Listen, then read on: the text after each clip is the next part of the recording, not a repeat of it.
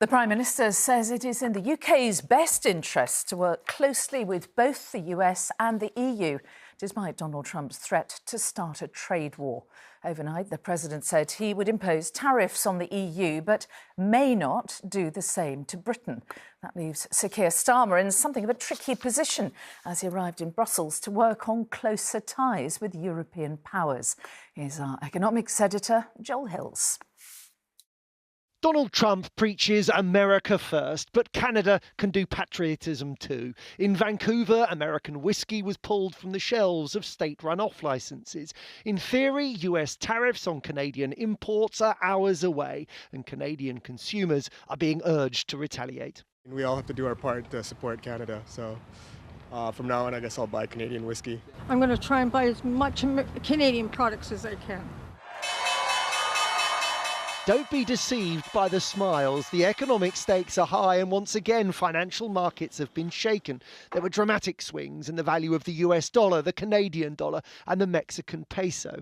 Stock markets fell and then recovered slightly as Mexico announced Trump has agreed to delay tariffs for a month.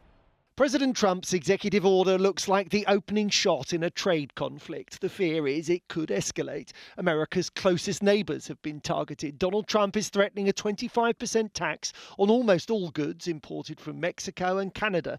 A tariff of 10% will be levied on goods made in China. Trump says tariffs on goods from the EU will definitely happen. But when it comes to the UK, the president is hinting there's a negotiation to be had and tariffs could be avoided.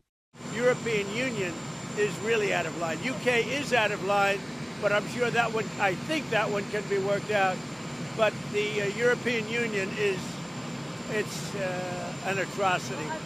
It's not clear what Trump wants or what Britain is prepared to give. The Prime Minister is in Brussels for talks with NATO. Keir Starmer wants to do more trade with the US and the EU, and he isn't willing to pick sides. Both of these relations are very important to us. We are not choosing between them, but that's historically been the position of the UK for many, many decades now.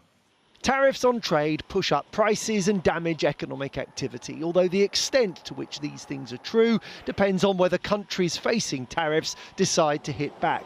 And even if the UK manages to avoid being targeted directly, we would feel the impact if global growth slows. Joel Hills, ITV News.